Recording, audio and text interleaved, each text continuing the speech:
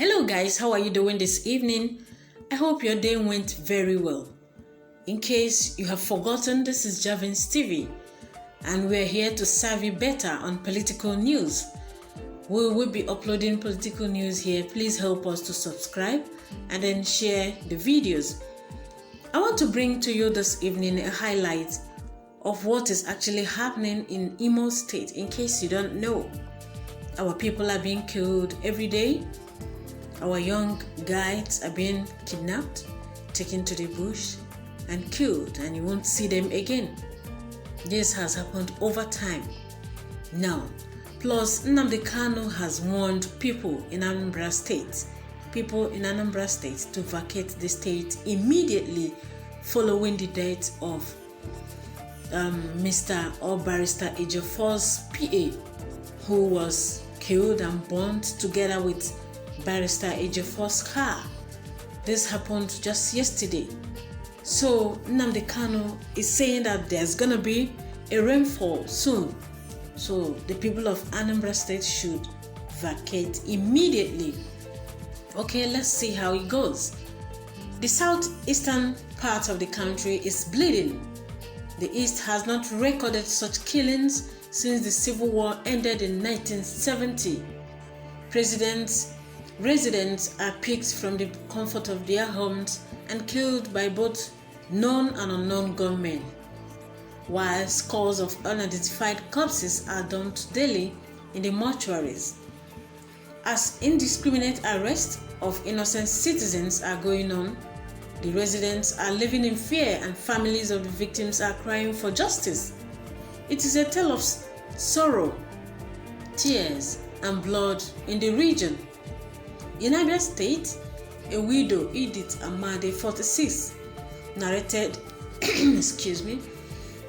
how her son, Onyebuchi Anthony Amade, 27, and nephew, Obinna Onyebuchi Egeku, 30, were allegedly killed by security personnel in the aftermath of the attack on the state CID by unknown gunmen. The widow, who hails from Oforola in Owerri West local government area of Imo State, lost her husband in 2009, accusing the Nigerian army of murdering her son and others in cold blood. She said her son, nephew, and another boy simply identified as Onye photographer were arrested in their family house at Ugunchara, Umuahia, hours after the attack. The widow said her son and other victims whisked away from their family house were not members of the gang of the unknown gunmen that allegedly attacked the police station, and wondered the justification in their extrajudicial killing.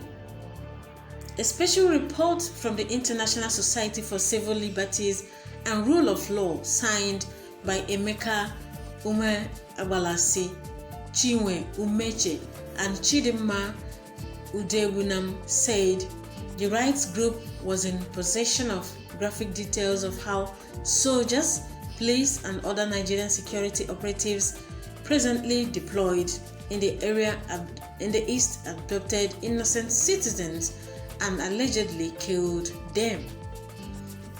According to the report, these have led to not less than 170 open killings, secret abduction, and permanent disappearance of failed unlawful execution in custody of no fewer than 550, and general arrest / adoption of not less than 2,100.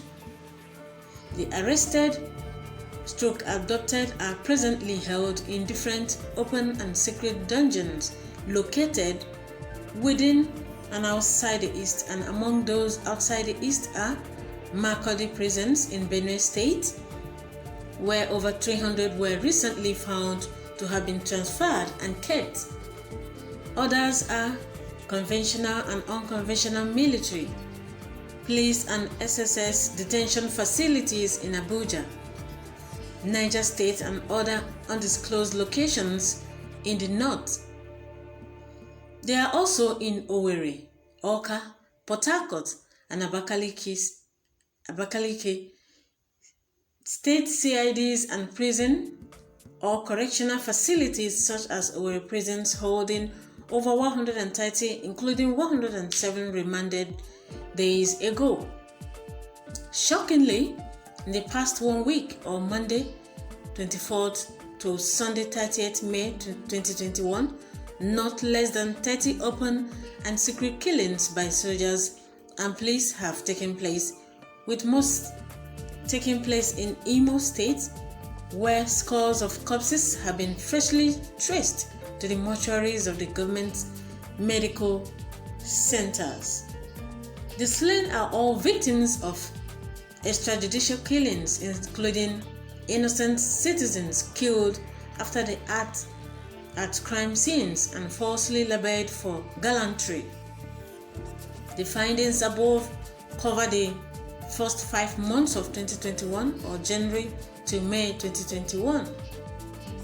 Inter-Society has investigated and found as follows that soldiers, police, and other security operatives have since January 2021 openly shot and killed over 170 persons in the 2 regions. Out of the number, at least 145 are innocent citizens or victims of extrajudicial killings, while 25 others are combatively involved.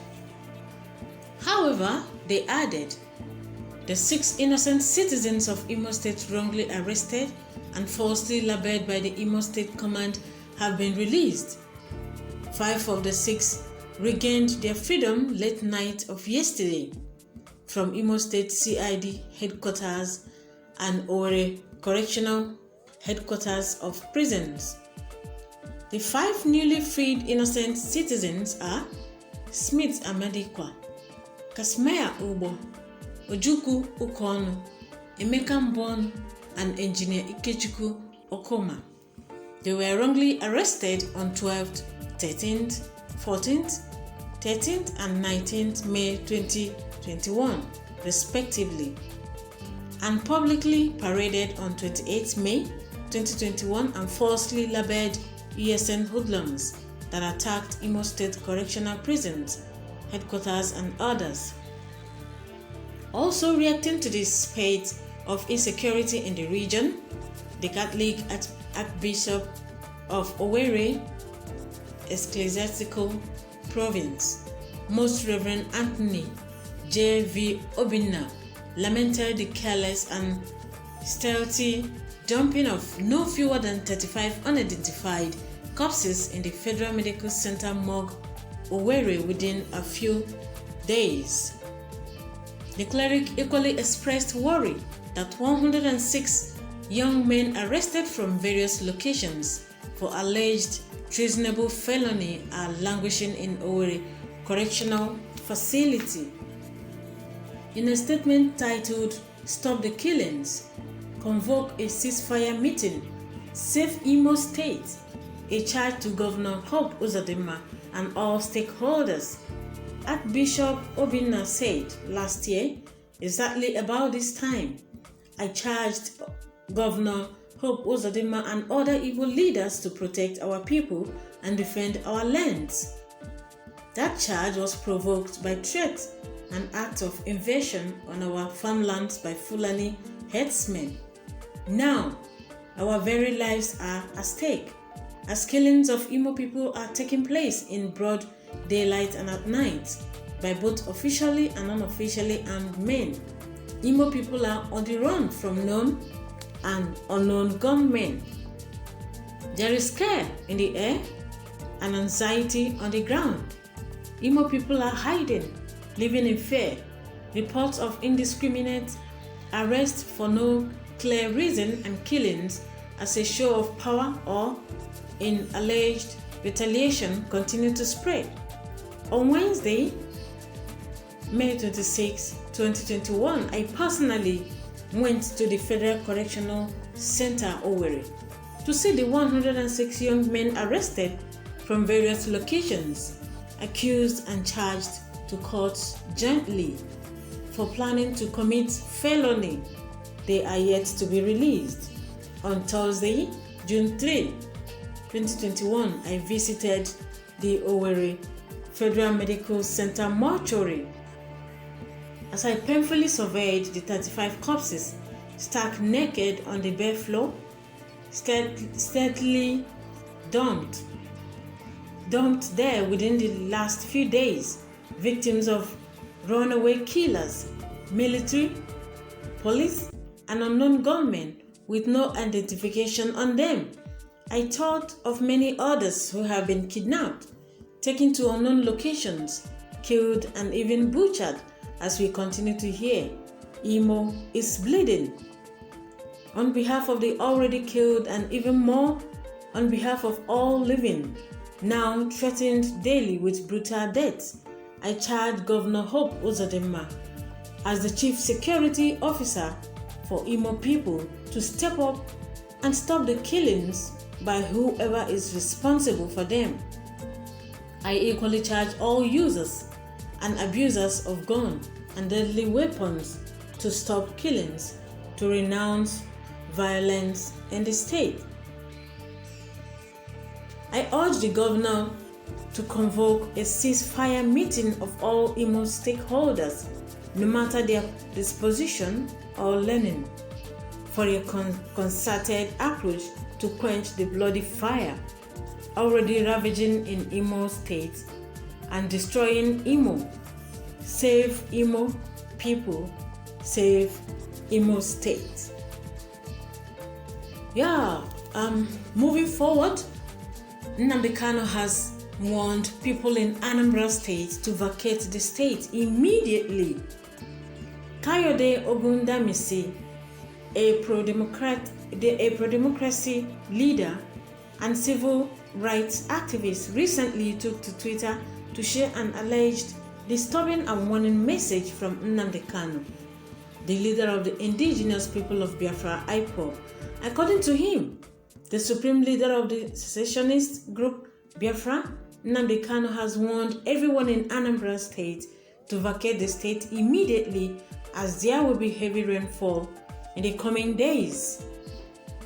Kayode, who is a renowned author and commentator on international politics, shared a video broadcast of the IPOB leader issuing the warning to Anambra residents on his Twitter page. In the video broadcast he shared, Nnamdi Kanu was heard warning people in Anambra State to vacate the state immediately or risk their lives staying. While it was not clear what he meant by that, there will be heavy rainfall in Anambra in the coming days. Mazi Kanu further went on to urge Anambrians not to neglect this warning, as Obiwo people did, or the aftermath will be very disastrous. This message from Nnamdi Kanu came hours after security forces raid IPOB's lawyer Mr. Ifeanyi Ejiofor's home in Orifite, Ekusigo local government area, Anambra State. Dear people, I want to implore you to please subscribe to this channel. Please share this video as people will get informed concerning what is actually happening in the southeast. I am bleeding within me. I am not happy about it, but I know one day the Lord will take absolute control. Please help me share this video, subscribe. Thank you very much. I will be right back.